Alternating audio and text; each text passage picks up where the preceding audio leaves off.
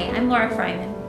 When I got the call to do a talk on inviting the unchurched and welcoming all people, two of St. John's new core values, I thought, there is no way I'm qualified for this.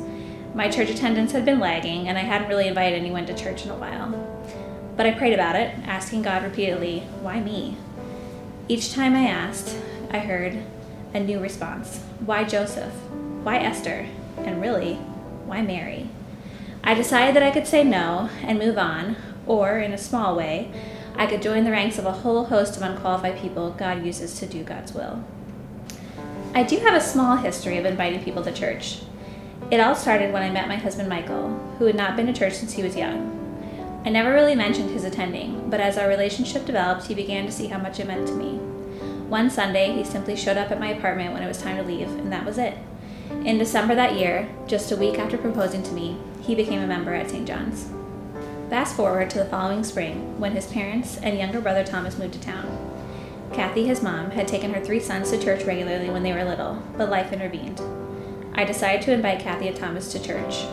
Thomas has Down syndrome and is nonverbal, meaning he often signs an L for my name. I had no idea how they would react, but I thought, at least there would be donuts. After church that first Sunday, Kathy turned to me and said, I don't care how old you are, you never forget the words of the Lord's Prayer. As for Thomas, it was clear he enjoyed the music, clapping and singing along. And the crazy thing is, they kept coming, week after week, month after month, until soon they too became members. Thomas now has his routine down. He's even become somewhat of a church celebrity. Kathy joined a weekly Bible study with other women, many of whom have become her close friends.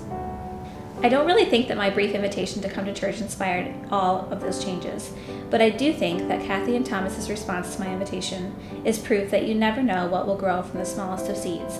It's also proof that going to church is really about being in relationship with others and with God.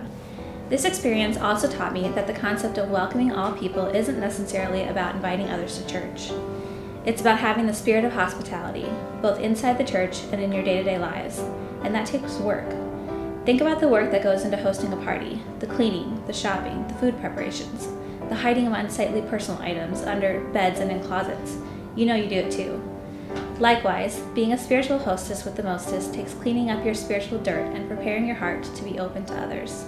But when done right, people can sense something different about you. Just as I was afraid to do this temple talk, we often let fear get in the way of reaching out to those around us.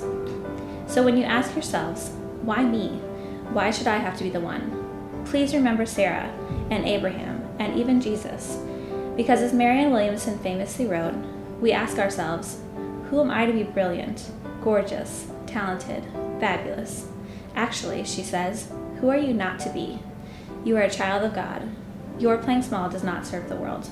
Thank you.